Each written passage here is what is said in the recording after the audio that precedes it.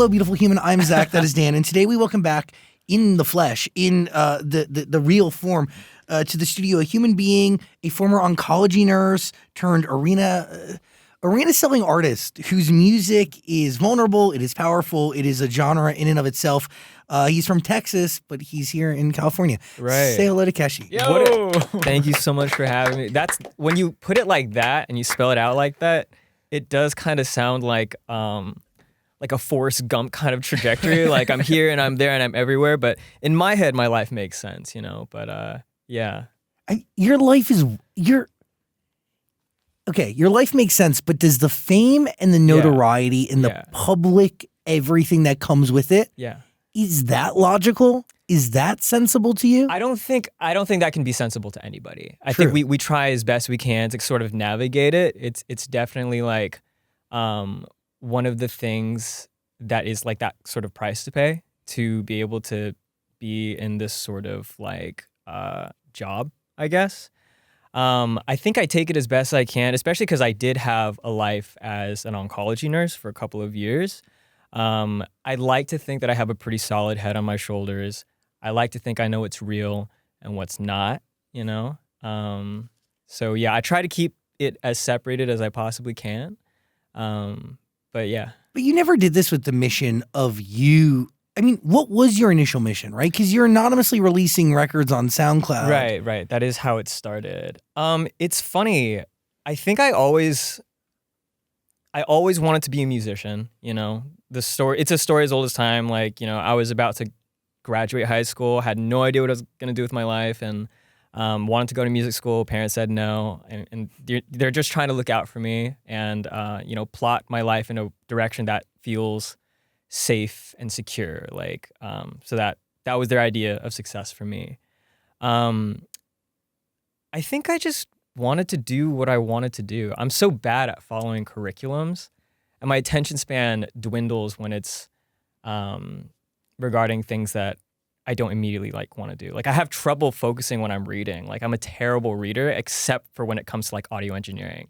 Then I just like everything opens up. Like my brain capacity goes to 120%. What part about being a nurse though was able to keep your attention enough to actually become an oncology nurse? Here's the other part. I'm like very practical. You know, I'm practical enough to understand that there was this great opportunity of a college education and a stable 9-to-5 job in front of me. I'm not going to squander that, you know? And nobody forced my hand at going into nursing either. It was just a very like, yeah, I guess I'll do that sort of decision. And I really had no idea what I was signing up for. I mean, when I did that. Dude, the weight? Yeah, everyone talks about the weight. Everyone talks about the weight, and I'm not going to pretend like it's not there. But I think any nurse can attest to the fact that when you're doing the job, you got to get thick skin and learn to put that weight like to the side while you're working. In order to function properly as a nurse, in order to handle all the sorts of, you know, tasks and orders that you get during the job, you just got to like be able to be in between a rock and a hard place when you're doing that job. It's a thankless job, and you know, a lot of my best friends are still nurses, and I'm very grateful for my experience in that world because I feel like it gave me a lot of perspective that I carry with me still today. Well, I want to know about the perspective, but is empathy required for that job? I think empathy is a prerequisite for the job, but I do think that it ends up getting traded for efficiency the longer that you're in it. And that doesn't happen to everyone, but I think it does happen to some. There's a saying where, you know, a lot of people say that nurses tend to eat their young. Interesting. Because once you've been through the storm, you kind of accept that this might be a sort of normal rite of passage that everybody has to go through. But, you know, I'm not going to act like I got, you know, put through the ringer when I first got into nursing. It wasn't from my colleagues. It really was just the nature of the job. And I wasn't built for it, you know, at the end of the day. I think I was a good nurse. I think I was a very fast and efficient nurse. But here's the thing. Part of that job is doing what's required of you. And the other part is hospitality and looking like you're doing a good job as well. So what happens when you do your job so well that you're sitting at the front desk? Why is that nurse just sitting there, sort of a thing? You know what I mean? And that's what really rubbed me the wrong way. Like, I did my job so quickly and efficiently. I was really, really young compared to my other coworkers, that my manager brought me in one day and was just like, you can't just be sitting at the desk all day. And I'm like, I'm caught up. I'm good. I literally just checked on everyone. You just, like, what am I supposed to do? And she said, go stand or walk around. Like, you know, like, at least Look busy. Look busy. And that's not an unheard of responsibility for a lot of jobs, you know. But in my mind, you know, we have a secretary on the floor that, you know, helps out. Sometimes we get a secretary, not all the time. If the Talking like you're still a nurse. Yeah. And not selling at Madison Square Garden. Keep going. Right. Sorry, yeah, we'll get to it, but I want to finish this. It's like we had a secretary sometimes depending on the resources of the staffing on that day. You know, if another floor happened to be much more heavy loaded patient-wise, you know, they would send that secretary to that floor so they can handle calls, orders, you know, communications, facilitating that between the nurses, the pharmacy, blood bank, whatever. We didn't always have that. So when I was not busy, I was like, yeah, let me help facilitate that. Let me sit down at the front desk. But it looked like slacking. So I was like, I don't know what the hell I'm supposed to do at this point. So that was like a major grievance of mine. But, you know, I'm sure it's not just my experience either. I hope it's not just my experience. Well, by the way, like, I think it's more like, by the way, it's kind of the experience of corporate America to a certain degree. Right. Most hospitals are run in a very corporate style. And I understand how and why I got there. So yeah. So when you talk about perspective shifting, how does it shift your everyday perspective? I think the biggest and most profound thing was that I never wanted to take time for granted, because I had a lot of dissonance of, like, so I worked 3 days a week in a row, 12-hour shifts, so 36 hours, and then the rest of the 4 days of the week were mine. And all I wanted to do was go home and, like, make music, you know. It got to this point where I would get home from work, like, really frustrated, you know, emotionally. I couldn't really understand why, and it started to, like, make its way out, you know, in a gross way, like projecting and et cetera. But how so? Just like when I was still living with my parents, and I would come back from work exhausted, and you know, they've prepared dinner for me. They waited to eat with me at 8:30 p.m. because I wouldn't get home until like 8 because it took an hour to get home. And my mom would say, "How was your day, honey?" I'd be a brat, and I would just be like, "Don't want to talk about it." Like it was fine. It was fine. You know, there was definitely a personality shift the longer that I was in it. But all this to say, I came to a point where I was like, I think that I'm good at this, like the music thing. I think I'm actually really good at it, and I don't know why I'm not doing it if I'm good at it. And when you're in the hospital, you're in a setting where you hear a lot of, you know, I wish I had done this. And it was a bit of a wake-up call, and it made me sort of think like, oh, I don't ever want to be at the end of the line thinking, I wish I had done this, or having regrets about that.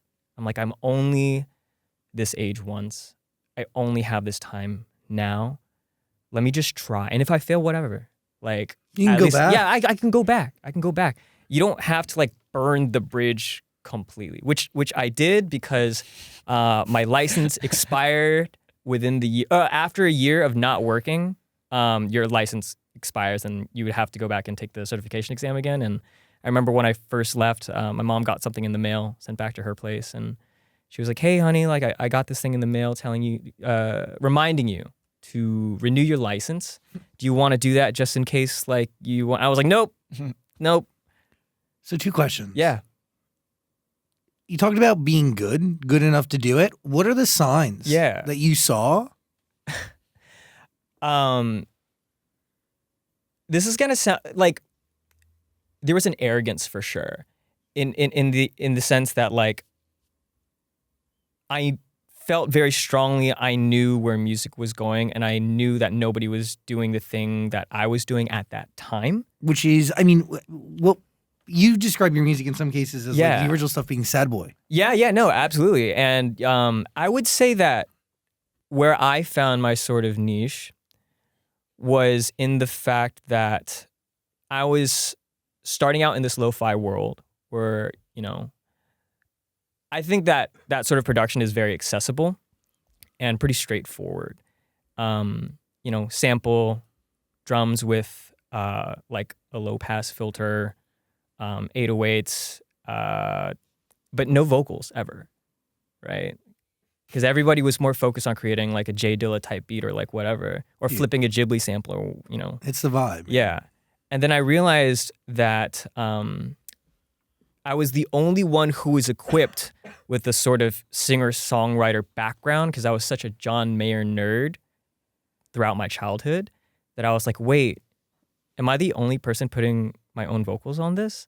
And that sort of evolved into kind of Keshi as we know it today. I've taken a lot of different like twists and turns and stuff, but that was the moment where I thought like, wait, I think I have some resources in my hands that not everybody has. I might be able to offer a different perspective on what's going on right now. And that was kind of my idea of like, I think I'm good at this. So you see this trend in music doing its thing. Right. And you realize that you as a human being, Yeah. you're made up of different inspiration. Yeah. And you could do that sort of production and that style and that vibe, but you can add a singer-songwriter vibe to it. Yeah, no, exactly. I think I'm just lucky that I guess I've always loved music and that I had established a sort of foundation of different genres that, that I really liked. And you kind of bend the trends to your will and to your tastes. Well, yeah, it's very R&B. Now, I have a ton of different influences. I was a huge John Mayer nerd growing up, and then I got really into like R&B and Bryson Tiller and like production in that world. And it's sort of like this weird perverted combination of the two where I'm at, So yeah. So you also talked about like knowing that it was time to not renew your nurse's license. Yeah. I now know how you realized you were signs that you were good or good enough to quit being a nurse. How did you know that you were on a firm enough footing? Dude, I didn't. I sort of did, but I didn't. I knew that I was going in the right direction. That's like all big decisions. Right. Like life changes decisions. Right. Like you have a feeling like you you're have on the a right feeling track. that you think that you should jump. But you still don't really know. Yeah, and you're uncomfortable. But like, if the opportunity presents itself, it's like the best. You're like, oh, maybe I should take it. You jump. And I knew because, or I guess you're doing something right when you start getting calls from New York and LA, and people are excited to send you out to their city so that they can talk to you in person. And I was like, okay, maybe I'm doing something right, but still no offer on the table. I'm still working as a nurse. My manager is begging me to quit. I'm like, I don't know what the hell you're on about because like this is not where I think y'all think it's going. Wait, so what are they seeing that you're not seeing, or why are you hesitant of it? I liked the security. Yeah, it's safe. And it's so much more reasonable and practical to tell yourself like this is just for the next few months. This isn't a career. Like and it wasn't, to be fair. Something was bubbling, and I can say that in hindsight.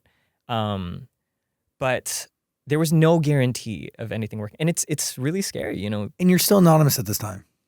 Yeah, well, I think by this point the idea of Keshi really started to sort of condense or distill, and there was a face to a name now, and an artist personality was really starting to form that people could sort of latch on to. And I quit before I even had an offer.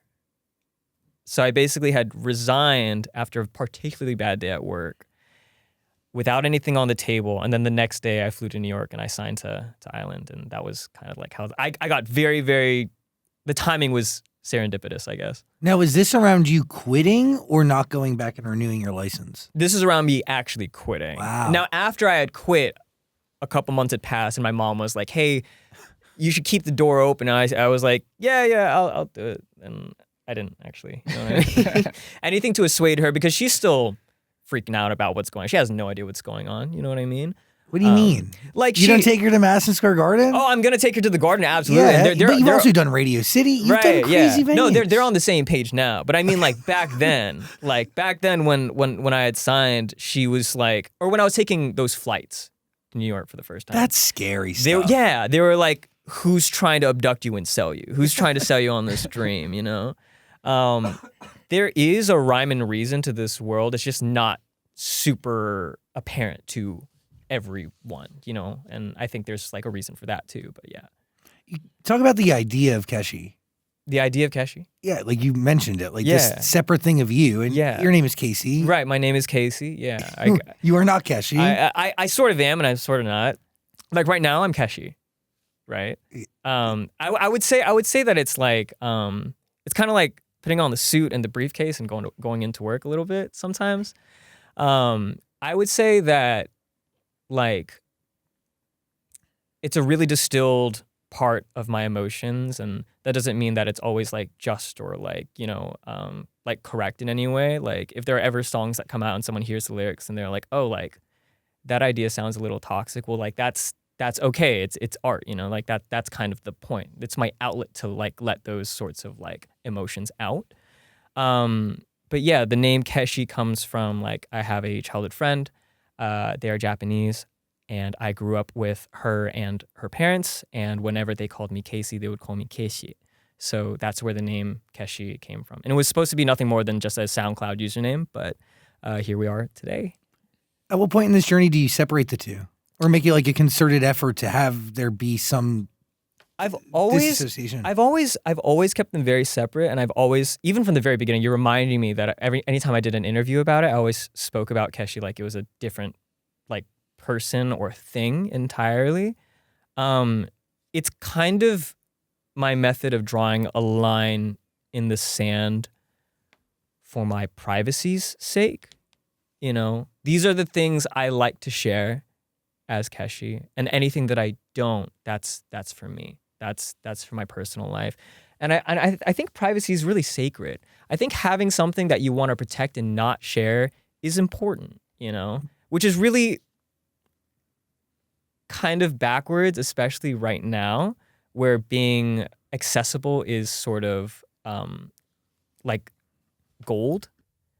So it is hard for me to embrace that, but I'm also like not mad at doing that. I want to talk more about those things that you're talking, the things that you keep in secret, but like, or not secret, you just keep to yourself. How much of that actually fuels the music that we hear, though? What do we mean? Right, like the things that are happening in your private life. Yeah. In your how real much life. of that like directly inspires the music? I mean, yeah. No, a lot of it. I would say a lot of it, and like, I think that's part of the strength of keeping things to yourself. Like, you're kind of marinating in these emotions and letting art be the outlet of that expression. Totally. You know, and that's kind of the way that I like to create and consume like my art. And anybody else's art, you know? Yeah, like through the lens, or in a way that it's intended, yeah, right? Exactly. Not through a fucking Instagram story. Yeah, exactly. I miss not knowing everything. I miss when not everything had to be shared. Yeah, like you miss having like dots to connect on your own, or like things to interpret through a record. Yeah, I remember when people first started taking like pictures of their meals and like posting them like years ago, and I remember thinking very early on, I was like, this is really strange. Like, should we really be doing this? But yeah, it is this weird contradiction of like the currencies shifted into like, yeah, the accessibility is the whole, and it doesn't even matter if you're not saying anything meaningful. It's just that like they see you, you know what I mean? So, yeah, it's been a hard year of my life of like, where I'm starting to really feel tired of the being everywhere all the time. And like I've had to like take a break of like seeing everything, just for my sanity.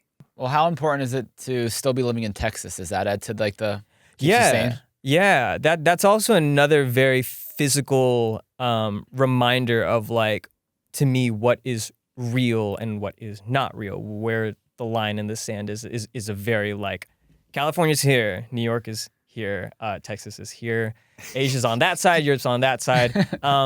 It's great. You know, both of our parents are there.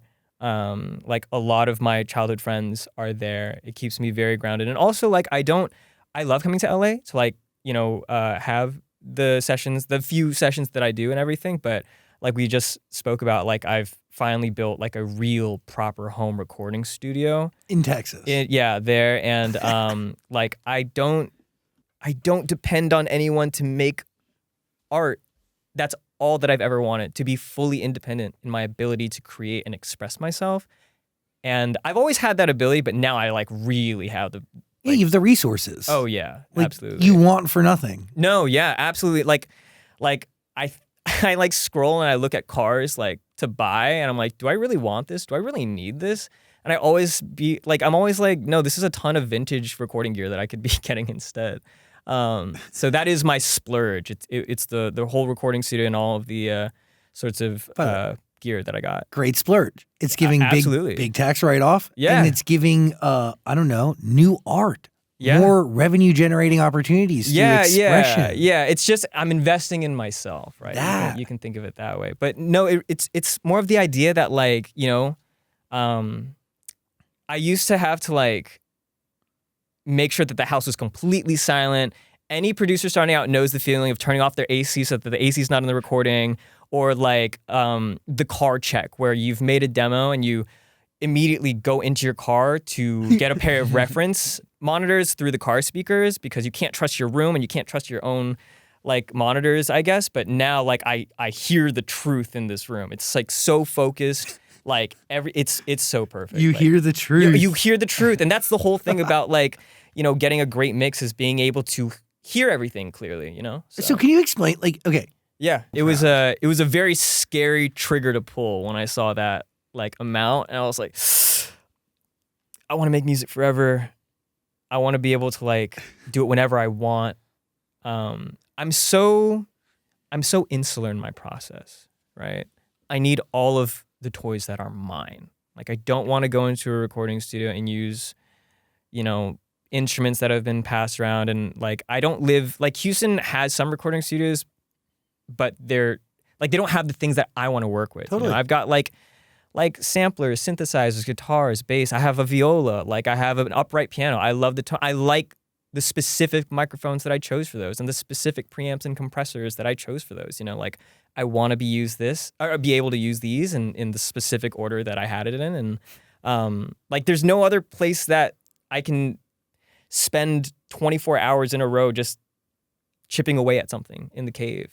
Yeah. That, like, by the way, you can't even put a price on that. No, you can't. You can't. So yeah, I my ritual is I wake up in the mornings, I go downstairs, I use the restroom while I'm making espresso. I try to beat the espresso machine in the morning, take it up to the studio, and I just lock myself in there until yeah. What do you make? What are you working on though? Because we did just get the Requiem Deluxe. I want to talk about that. Yeah. Are you always creating? Yeah.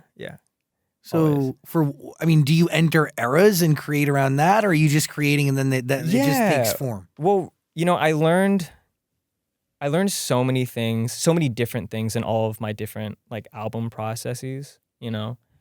Like with Gabriel, which was my first, you know, album. What are the differences between Gabriel and Requiem? Yeah, with Gabriel, there was a lot of honesty. And I would say like I would produce and write all of those songs like I would start them by myself. I would take them to LA and worked very closely with Ely Risk, my producer. You've been working with them from the beginning. Yeah. Not the very beginning. Once I was starting, all of my works before Gabriel were all self-produced and written. Like He's I was the first person. Yeah, first person I worked with, and I was very, very bad at collaborating and very, very bad at getting into rooms. I think it was always like pulling teeth. Like you'll hear from certain writers and producers. There's this sort of universal experience working with somebody for the first time who's never been in sessions, and it's you're just looking at the clock, you know, and you're just like, all right, when is this going to be over? Kind of a thing. He was the first person that really accepted my really strange workflow. Which is what? Well, I need to be at the computer. Like I need to be producing at the same time while I'm writing. like that is half of my joy So can you producing. explain that in like practice? Like when I'm at home, usually I'll start out with a chord progression on the piano or the guitar. And if I find certain voicings or arrangements of chords that I like, that's when I'll track them and then slowly build drums and a skeleton sort of foundation of a beat, which I learned that process because I started making lo-fi, right? Mm-hmm. And then I would put vocals and ideas and you just kind of, you pull at the string and that's when a song is kind of made, right? But I was sort of such a jack of all trades that bringing Ely into the mix really refined the production of Keshi, and I learned so much through his process because all he does is like sessions. Like he is a producer and writer. Like that is his main thing. Whereas I have to kind of be on social media. I have to be aware of how the fan base is thinking. I have to be aware of like how I dress and how I depict myself. Like there's so many different facets of that business, that I'm spread a little thin. With him, it was really great because we both work in the same software, which is Logic. And we could just play musical chairs where one of us maybe is playing the guitar and recording and the other one is at the computer. And when I was done like recording something, or if I was fed up with sitting at the couch, I would just be like, Ely, get up, it's my turn. And then I would be on the computer. It really is half the fun for me. So yeah. That's a great collaborator. No, it is to be able to like let go of stuff because I'm neurotic about things and I like waste time on things that you typically wouldn't waste time with in a session when you're getting a group of people who have busy schedules. You want to like attack the song. It doesn't matter if the drums aren't perfect. It doesn't matter if the guitar recording is not perfect. Like get the song first. All the production can happen later. Production's the easy part. You know what I mean? It takes time, but it's the easy part. The hard part is writing the song, which is a process that I was forced to learn when I made Requiem because I was not at the laptop anymore. So with Gabriel, there was honesty. With Requiem, there was immediacy. Why? Because there were so many, not so many, but there were like 4 or 5 people in the room at all times. A very elite squad. I didn't change that amount of people. Those 4 or 5 people were on the entire album with me. Because the opportunity to all get together was, limited, there was no time to mess around with things that weren't just the song. And I used to do this thing a lot where I would run away from the song, where I would procrastinate getting on the mic, or I would procrastinate writing lyrics. Because I was lazy or afraid I wouldn't get anything or this, that, or the other. And basically they were telling me, like, stop being a bitch and get on the microphone. Just get to the point. Don't waste our time. Have to be considerate of the fact that everyone's gathered just for this. So immediacy. And immediacy in the sense of a subconscious sort of listening experience. Does this get a listener's attention when they don't know who I am? Because when you're a fan of an artist, you'll listen to anything that they make, right? Your attention has already been earned by them. But when you're not a fan of somebody and a song just randomly plays, like, who's to say that you won't just skip it immediately? Totally. Right? You have I think it's like less than fucking 3 seconds. Exactly. So that's what I mean by immediacy. It was another way for me to approach music that I hadn't understood before. Because I was so into just being like artiste and like obscure. But I mean, I want to grow all facets of my musicality. But by the way, the two kind of overlap, right? Like you can be obscure and an artiste while still trying to like capture somebody's attention really quickly. Right. I have like 2 sets of notes, but I think it's the first song on the album. It like sounds like it's lagging almost. What, Amen? Yeah. No, so what happens there is that there are hard cuts of the audio. Yeah, it's crazy. Yeah. But it's the silence grabs your attention. It's really, really jarring. Yes. And I think any producer's instinct would have been to apply at least like a reverb effect on when those audio files choke, so that there's a little bit of a tail, or it sounds Yeah, like you you're can like feel something you can still. feel a little bit of a residual. But Yeah. I loved how abrupt, like I thought there's something wrong with my computer. yeah, everybody thought that. But yeah, it's part of the fun. Like I like kind of experimenting in those sorts of ways. But what I'm really on right now is like going from honesty to immediacy to intentionality. And combining the things that I learned into this next record that, you know, I'm very, very excited to tackle. I learned that, like, sure, like, there's a magic when you get a song in the room and you are able to finish it in, like, an hour or two. I think that when your job is to make music every single day, to write and produce it every single day for, you know, whoever, as soon as there's a spark, there's almost like an urgency to catch it before it disappears. But I've never been one to hate like agonizing over a song for a long time. I actually kind of enjoy it. It's kind of like masochistic, but like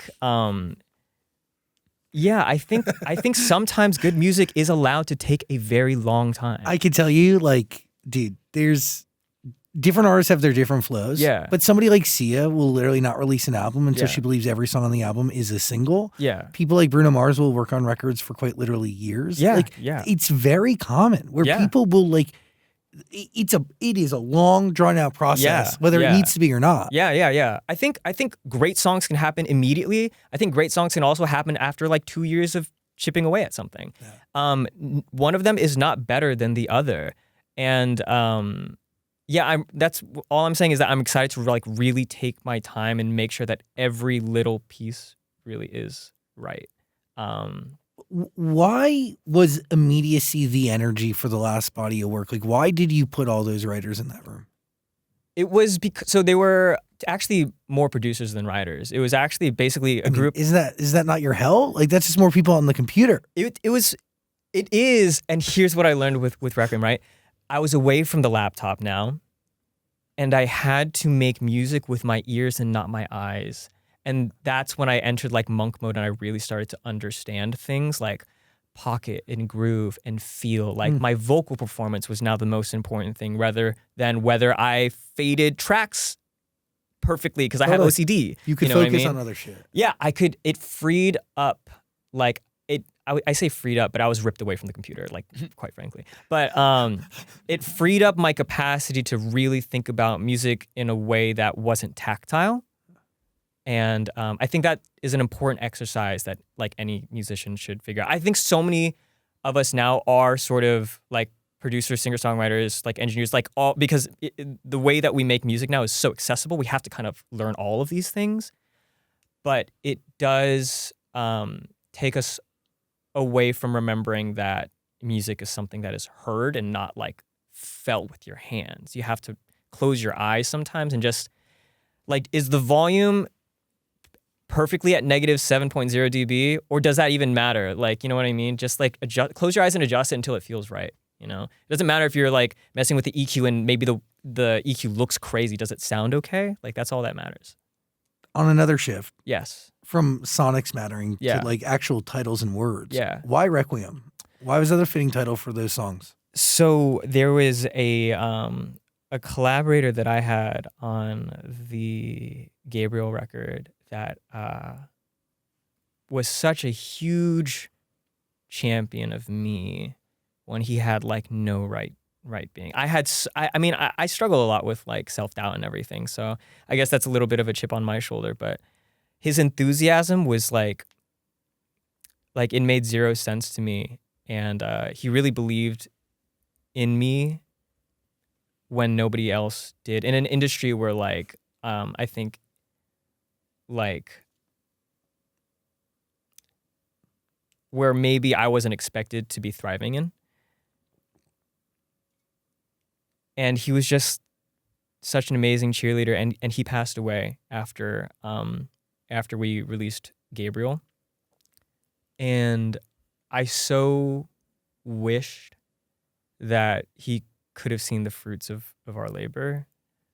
Like he didn't even get to see the first tour or the Victory Lap tour or any of these things. Or he always believed that I could like get to the top of the mountain, and I wanted to prove it to him so badly. So Requiem was my like, and is my attempt at that for him, you know, getting things as big as possible so that like our efforts like aren't in vain. And of course they're not, you know what I mean? But yeah, Requiem. Who is he? I'll keep that private. But Requiem is a classical piece of music that you play as a eulogy. And I wrote that song for him. And I realized at the end of making Requiem that the whole record was a eulogy for him. So that's why I titled it as such. Though, by the way, it's 13 songs. Yeah. It is like it's very much a journey. Yeah. Like there is a lot. Like, dude, you cover a lot of stories. Mm-hmm.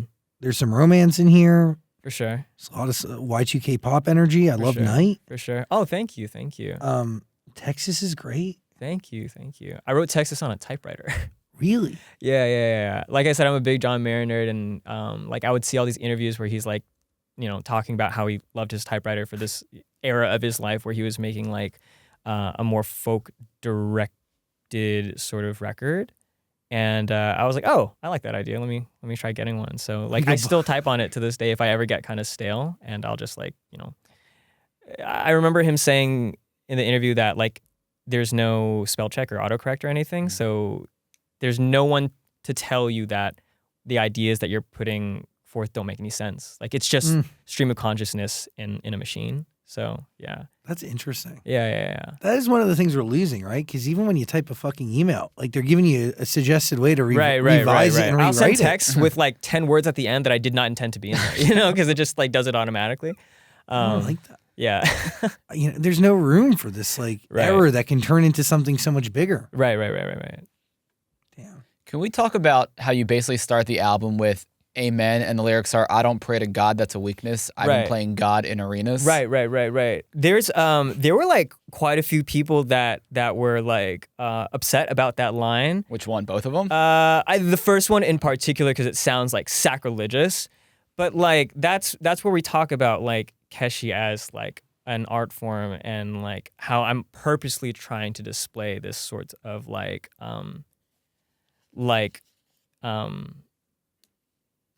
I don't know, arrogance, I guess. This sort of like larger than life like feeling. So yeah, like take everything with, I remember being really nervous anytime I played that song in the room, worried whether somebody was going to be like really upset. But yeah. Well, and how about the next line? I've been playing God in arenas. I've been playing God in arenas, yeah. Is that you feeling like this larger than life thing on stage? Yeah, absolutely. I mean, it's all about like getting drunk on the feeling of like yeah, playing God on stage, you know. It's, I guess it's something that you can feel high off of, you know. Do you feel high off of it? Yeah, absolutely. I think it's how do I describe this? This is where I have to remind myself that like when you're on tour, it's almost like fantastical, and like it's a vortex in which like you live the same day over and over again while time moves on for everybody else, you know? But yeah, it's invigorating, yeah. That's such a great way to explain it. Mm-hmm. Because you really do. Yeah, you live the same day over and over again. Do you enjoy it? Yeah, I love touring. I think it's easy to love touring when you surround yourself with people that are like your family, or, you know, the same faces that you've been with since the very beginning, who have supported you for so long. Yeah, I love being on the road. Can we talk about id? Yeah, Id? id. Oh shit. Like Sigmund Freud's id. like id, ego, and you know that it's so funny. Like that's how Kim. She said id, and I still look at id, but there's no apostrophe. I didn't know if it it's was okay. ID or I didn't know how to pronounce it. No, it's okay. I feel like a lot of people like weren't sure, but yeah, I didn't have a lot of space to like correct people. But yeah, it's on that song. You also on Amen you said I don't pray to God, that's a weakness, and on id you say I don't pray to God, that's my weakness. Yeah. Like it's a little switch on the like the hubris and humility conversation, right?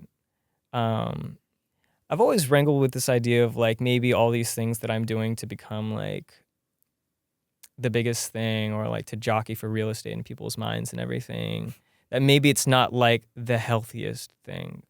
And it's romantic to like describe it in a way where there's some self-awareness about it.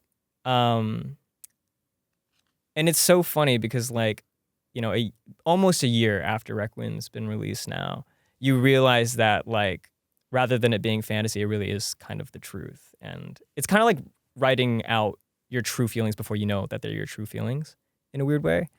But yeah, I'll listen to Requiem back like as an album, and I'll kind of feel like, oh wow, like I kind of I don't know how to describe this. It almost resonates more now than when I wrote it. Interesting. Yeah. Weird. From like a manifestation point of view, like did you bring this upon yourself? This No, reality? I think it's more of like, sometimes when you're writing, you don't feel like you're always writing the truth. Sometimes you feel like you're playing with the idea more than anything. And then down the line, you realize like, oh no, that really was the truth. Yeah. Interesting. That's I guess that's the best way I can put it. Can you explain what is like what Yeah. just the you were talking about Sigmund Freud. Yeah. So Freud has this like theory on I guess like where personality or like personhood is, and there's ego, superego, and id. And id is referring to the sort of primal instincts of like a personality, and ego is more of like that rational part of like, you know, of your thinking, I guess, and your superego is kind of the culmination of both of those things and what manifests into like reality. I'm pretty sure that's what the idea is. And the idea of it as a song was like, this is tapping into that sort of like overconfidence, this sort of like, you know, grandiosity. Very braggadocious. Yeah, braggadocious. Yeah, for sure. I was doing better till I wanted more. Exactly, yeah. And then finally you say you still want more. Yeah, exactly. Is It's this like, about ambition? yeah, absolutely about ambition. Yeah, it's so interesting. It's like I'm setting the stage for my own therapy when I'm like, you know, writing and singing and performing it all the time. I've been like asking myself that a lot. Like at what point is enough enough? How much of my self-worth is dictated by metrics and numbers? And if for some reason or another those things don't pan out like I wanted them to, am I just like flesh and bone and raw nerves? Like where am I in where I place my own value, you know? So I had to really take a step back this past year and like reconnect some stuff in my brain because like I was just not healthy. I was so not healthy. Is it because you put your worth into those metrics? Absolutely. But yet your metrics continue to rise, and by all signs, like your business thrives. No, absolutely. But I think there comes a point for everyone to, like, if you're in this world, like nothing lasts forever, truly. And I think everybody comes to this sort of crossroads of like, am I going to let this idea eat me alive? Or am I going to come back to reality and kind of remember like, dude, some of my favorite music is made by people that like don't have it all. You know what I mean? Like sometimes they're the smallest artists in the world, but their music means the world to me. And then I have to remember that like just because something doesn't go number one does not mean that the art is any less than it is, you know? Totally. And it also reminded me that like art, or I guess like the value of the art that I make, like I should always be its like number one fan, and like I should love every bit and piece of it. which is why I really want to be as intentional as I can, like for this next record. Can you say that you love every bit and piece of the art you've put out so far? I do. And I'm proud of it all. But I think I think every single thing has its flaws. And I don't think I've made like that opus record quite yet. And that's the one thing that I have to do before I like check out. Yeah, but you have time, dude. Are you kidding? No, for sure. I get it. Like your trajectory and your cadence is pretty sick. Right. If we're at this point and you haven't reached that pinnacle, yeah. but yet MSG is on like coming up and all these amazing venues, like, it's all falling into place. Maybe I'm just in a rush, you know? And you shouldn't. Right. Jesus fuck. Like, I've been in a rush for a long time. And then I've had to convince myself that life is genuinely a marathon and not a sprint. Yeah, and true. And you say like, this isn't going to last forever. I counter that. I kind of say bullshit. I Really? say, yes, I say the right art has the ability to be timeless, and the right artist who cultivates a community has the ability to go around this place and fucking sell out or perform to a crowd no matter how big. Right. So this idea that like the idea of you has an expiration date or the songs you put out has an expiration date, it's just not true. I've always had this though, like in the back of my head, this sort of imposter syndrome where I feel like this is all like a fluke, like, you know what I mean? So maybe that's why I have this almost subconscious feeling like if I don't do it this time, then like that, you know. I think it's even cooler when you can accomplish all this stuff. Yeah. And then eventually have all the number ones you're looking like. It will come. Right. No, and like I said, like I'm never, like I aspire to do great. I just have to remember that like just because I haven't gotten to the tip top yet does not make my efforts in vain. You know what I mean? So that's all I meant by like recalibrating and stuff like that in my head. Would you say Keshi's a household name yet? I think for some households. I don't think for every household. And that's kind of what I meant, you know, by like getting to the tip top and everything. It's so interesting. There's a lot of household names that definitely could not sell the venues and sell the amount of tickets you sell. Right. Because like what it means to be a household name is different because like mind share is different and like what celebrity means is different. Right. And defining success is different for different people. So how do you define it? I define success as the ability to be able to make music whenever I want, wherever I want. Like, and that's always how you live? That is how I live. I've Shit's great. And it is, yeah. And by the way, if you get number ones, that's all cherries on top of a pretty sick cake. No, absolutely. You have a sick house you want for nothing, and you get to perform art you created out of thin air based on your own life and experiences to sold out crowds of 25,000 people. Yeah, absolutely. Fuck I mean, off. I've never been ungrateful for any of it. I've always been like, I think it's also kind of a half fear of, we're going to tie back full circle. You ready for this? From starting out in nursing, never taking this side for granted. Real. To the point where I'm always afraid it's going to leave. I get it. You know I have what this. I mean? Yeah, I totally understand. Yeah. So, yeah. I get it. But like, I feel like you can't lose that energy either because like it keeps you hungry and challenged and striving for more and not complacent. Yeah, and absolutely. Complacency is death. Yeah, no, absolutely. It's pretty simple. How are there no photos of you as a nurse on the internet? I'm Googling like Keshi scrubs. Can't find them. Keshi. I have them all. in my phone. They're in my phone right now. Do you still have your scrubs? I do. Sick. I do. They're at my parents' house. Do you have any like cute pairs? Any cartoons? Or do you do like basic shit? Oh. If I was a nurse, dude, I'd have some crazy scrubs, That's dude. what you meant by cartoons. I was like really confused, but I'm thinking about scrub, like, I'd have every holiday. I got scrubs for them. Right. I have fucking cactuses. I get that SpongeBob IP. Yeah, that's for peds. Like if you work in pediatrics, I think no, that's I when do you're that allowed everywhere. to like. Fuck. Yeah, but I don't. I think there was a strict dress code. Yeah, I remember there being a strict dress code in my hospital, and I think in a lot of hospitals because there's a color code system that sort of designates what role that you fulfill. What was your color? At the hospital that I worked at, it was like teal. Interesting. Yeah. I wasn't like the biggest fan of the teal, but interesting. So why are those photos hidden on your phone? You don't want those out there? That's another thing of drawing the line in the sand. Yeah. You know what I mean? Keep that separate like money. Yeah. And also HIPAA, which is the patient confidentiality sort of decree where like, I'm afraid of like breaking the law in that sense. Should That's anybody's real. name or anything be on any documentation in the background or like whatever, you know what I mean? So Smart. yeah. They'll come after you, man. Yeah, they will. They will. They will. By the way, you should listen to Requiem, and you can listen to Gabriel.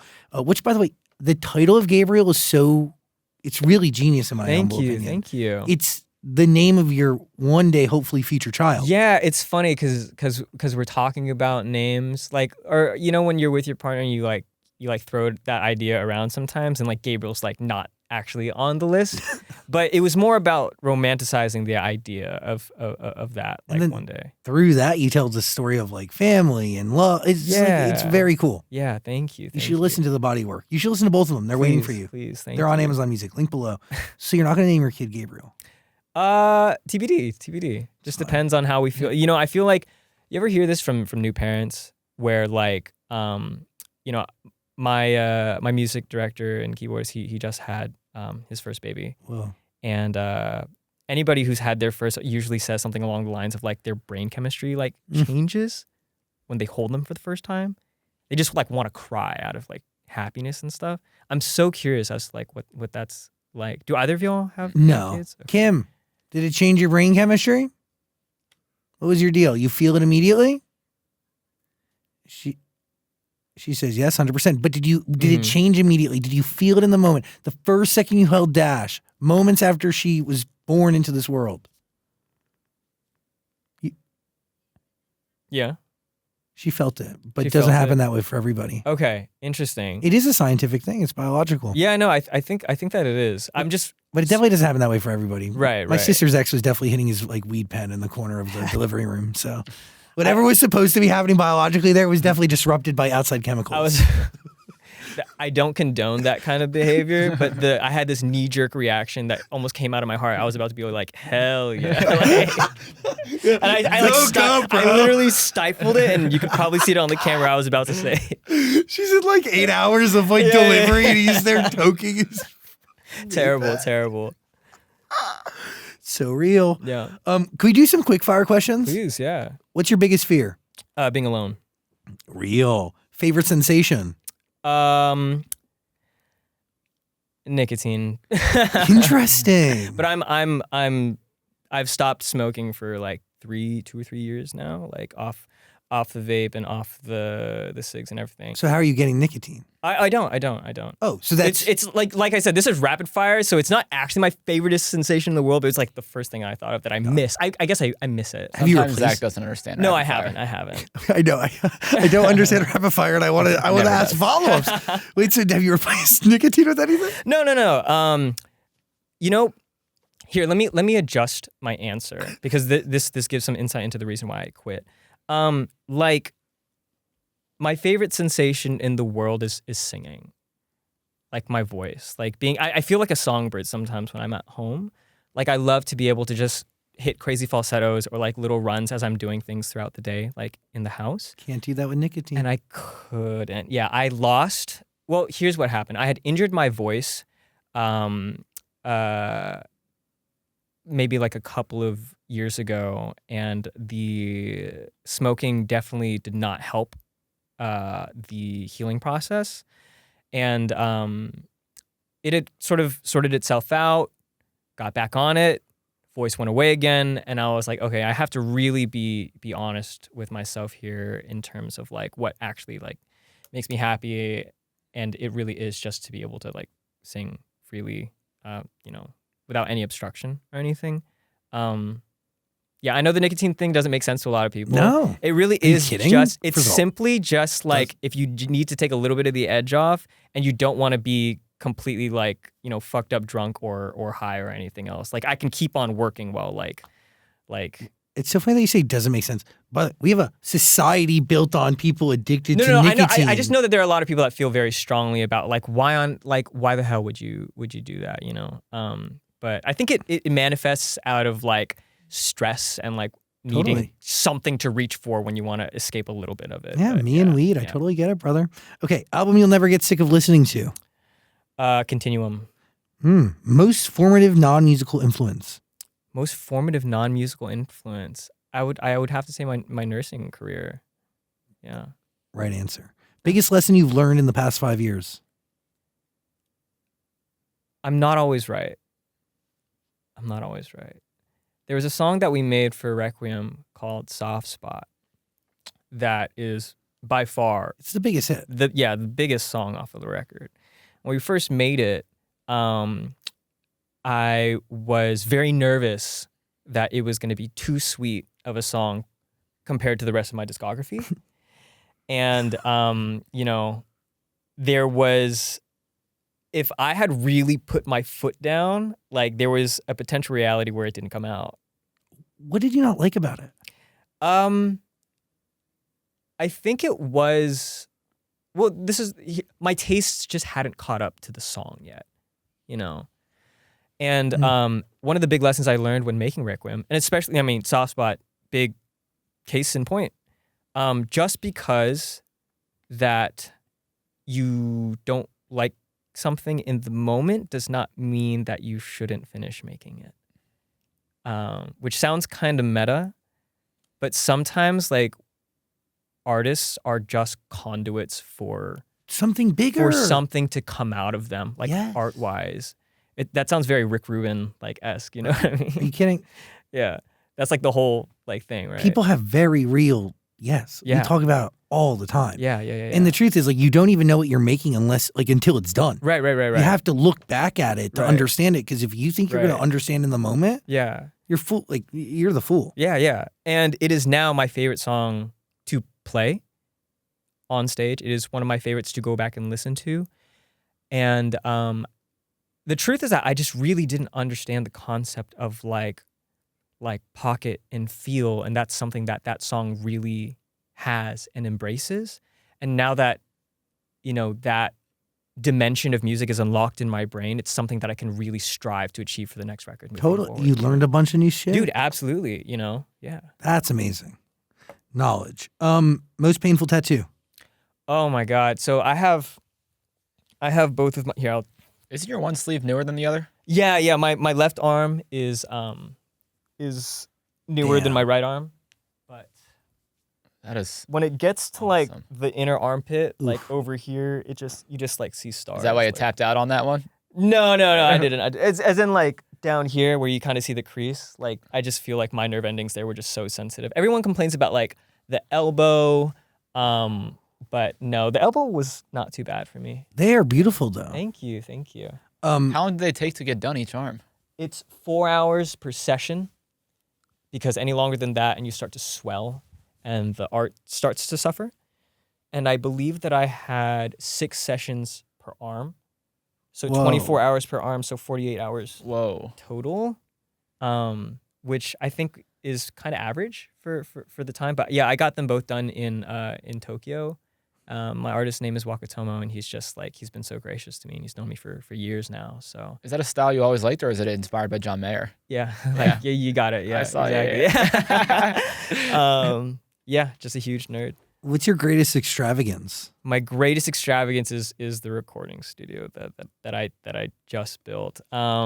Besides the studio, the gear inside of it, like those microphones are expensive and stuff like that. So it's a worthwhile investment, though. It's giving tax write-off. Dude. Yeah. Just saying. Yeah. What's your most treasured item in your wardrobe? My wardrobe. Yeah, your clothes. Oh, I thought you were gonna say in general. Oh, we could do that too. Do guitars count as wardrobe? No. You wear 'em? Wardrobe is a funny one. I love fashion. I love experimenting with different styles and looking feminine one day and looking masculine like another day.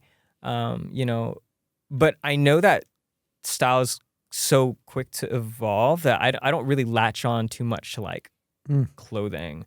But most prized possession ever is my guitar. It's a Fender Strat that was master built over in Corona, and I got a hand in designing and making that. So it's just That's my cool. baby. I want to be buried with it. People think I'm gonna give it to my grandkids. Like hell no. It's a part of you. No, it's a part of me, dude. If anything, put my ashes in it and make it a cursed item. You know what I mean? You're literally keeping it for yourself. No. You said this is custom made and I'm the only person who will play it. Yeah. It's like, so at Fender, there's like different tiers of like how like how specific you can get like a guitar made. You can like specify certain things and have it built by a small group of people. That's like a team built sort of custom made. But this is like one dude, master built completely by him. And shit. it's like, it's the greatest guitar that I've ever touched. I'll never need another one. How much did it cost? We're friends over there. So, you know, it wasn't as much as it probably should have been. But maybe like close to 10 bands maybe. Okay. Yeah. So not anything too crazy. I mean, it's giving a tax write-off. No, yeah. I mean, yeah. How do you feel about the ukulele? Dude, you're gonna put me on. I fucking hate the ukulele, bro. You do. What a shit fucking instrument. I actually, sorry, that came out really strong. Yeah, like, I was gonna say, like, there's a lot of cultures that surround themselves around the No. uke. I don't mean it, dude. Hold on. I'm gonna step up for all Hold of on. Hawaii and Lilo and Stitch for a fucking let's second. Let's be very, very clear. Like from a non-cultural aspect, I think that like from a strictly like stringed instrument strumming thing, I'm a very guitar sort of like elitist. Just in the sense that you get like two more notes in the voicing. You know? But you would like, never get the same sound on a guitar that you would on a uke. And you can put crazy fucking strings on a uke if you wanted. If you gave me a classical guitar, I can make it sound like a uke. Really? Yeah. Okay. Yeah. Fair. Yeah. I just rip the bottom two strings, put a capo on the fifth fret. Okay, got it. Let's make a new instrument. Yeah. Okay, so you're gonna rip two strings. Yeah, rip the bottom two strings off, and then just put a capo on the fifth fret, and there's your ukulele. Were you always this deeply interested in music? I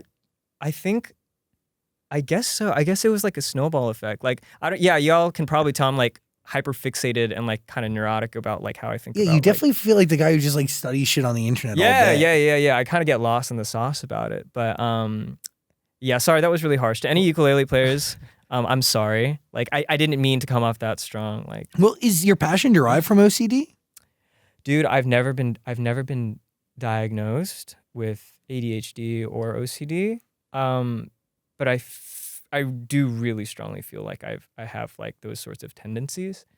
I like when cars pass by. This is gonna sound really weird. I don't know if anybody has this experience.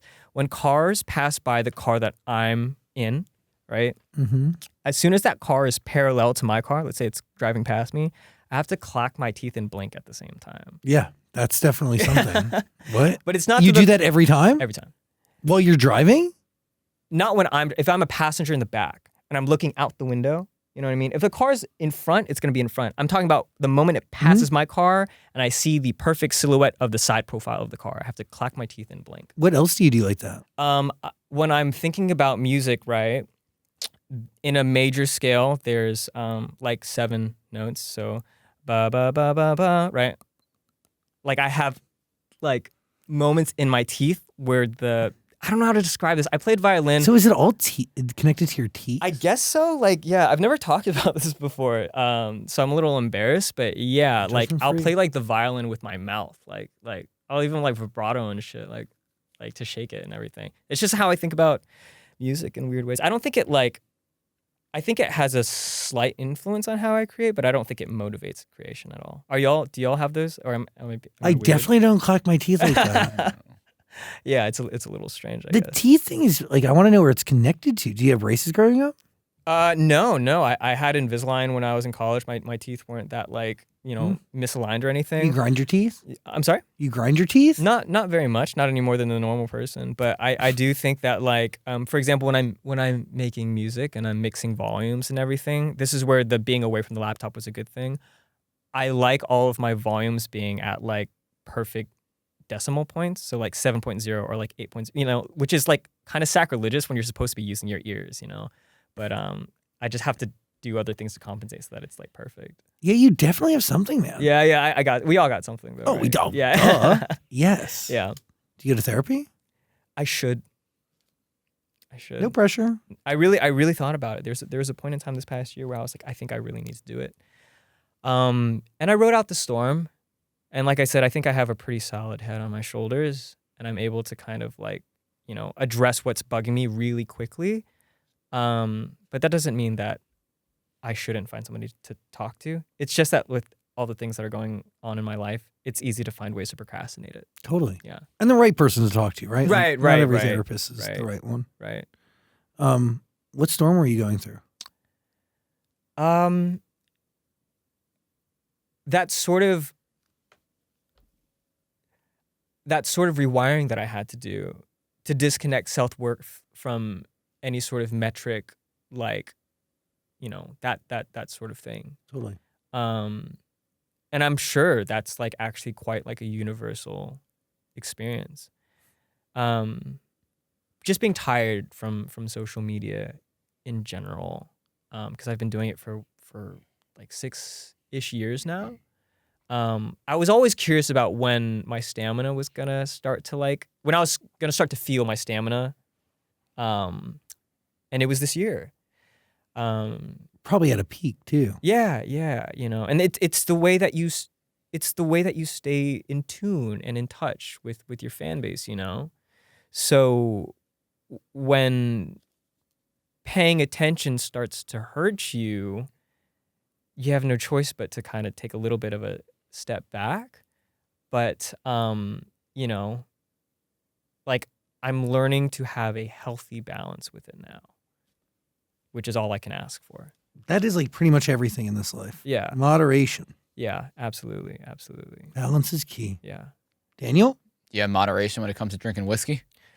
Damn, Daniel, you know so much about me. Yeah. I watched a lot of interviews. Yeah. I drink a bit. No, so my ritual before I go on stage is like a very sacred one. It involves vocal warm-ups, 4 shots of whiskey. 4 shots of whiskey? Yeah. Over it's like, bro, you look like you weigh 120 pounds. What are you talking about? 4 shots of whiskey? It's over some time, like 30 minutes of time. So that's what? So vocal warm-ups, throat coat, whiskey, and guitar warm-up exercises, 30 minutes before I go on stage. Got it. Always. Wait, so like what is do you feel drunk from the whiskey, or is it really just for medical It's purpose? really funny. When I'm in work mode or like getting ready to go on stage, there's a bit of adrenaline, and I guess I'm hyper fixated on the song and the performance, where like I don't quite feel as drunk as I do when I'm at home when I drink that same amount. Because I'll come home from tour, I'll pour myself the same glasses, and I'll be like knocked out on the couch within like 30 minutes. You know what I mean? Yeah, I'm not denying that I'm a lightweight, but I think that there's something about having that task to focus on. Totally. That gives me a bit more tolerance in that way. But I am trying to limit myself, or rather, the people that love and surround me are making efforts to make it clear to me to when I reach for the bottle in the room and it's not in the same place, I'm like, got it. Got it. Someone sent me a Understood. message. Understood. What kind of whiskey do you drink? Scotch. Okay. Scotch or Japanese whiskeys. Like I get Scotch on tour because I can't ask for a bottle of Yamazaki at every green room, but like I love Yamazaki 12 and like Hibiki. I feel like I've had one of those. Yeah, they're It's great. like in yeah. square bottle. Yeah, the Hibiki is almost in like a not octagonal, but yeah, but it is like a there's like flat surfaces in the shape of yeah, that's Hibiki. And Yamazaki is like just a round one, and then Toki's like this like rectangular square kind of bottle. But yeah, we'll share some Yamazaki when you guys come through the show. I want to go. No, please. We'd love to have you. I was gonna say I'm inviting myself. No. I'm inviting y'all. Please, anyone y'all want to bring, come through. Like we'd love to have you. Daniel, what else are you thinking? Covered a lot. We have. No final thoughts? No. Appreciate your time here. Thank you so much for having me, guys. It was such a pleasure. You're very special. Thank you. It was amazing to meet you in the flesh. No, yeah, and it was cathartic to talk about some things that I haven't talked about before. So thanks for listening. Anytime, all the time. Yeah. How many songs do you have done for this next album? I'm experimenting quite a bit. None of these songs that I've made are dedicated for the next record. I'm just learning new processes. But I have a very elite squad queued up for it, and we're actually starting the first session today. Holy shit! Right after this, yeah. Go whenever it's out. Please come back. But not in your Houston, your Texas studio. It was very like chance encounter that I was going to be in town while the other whole team is going to be in town. So and I'm gonna be free after this. So I was like, do you guys want to work on some stuff? So we're trying stuff out, but yeah, it'll be made in between here, Texas, and New York. So very excited. All part of the process. Yeah. Keshi, thanks for hanging out. Zach, thanks for having me. Very special. Dan, thanks for having me. Thanks for coming. Keshi, everybody.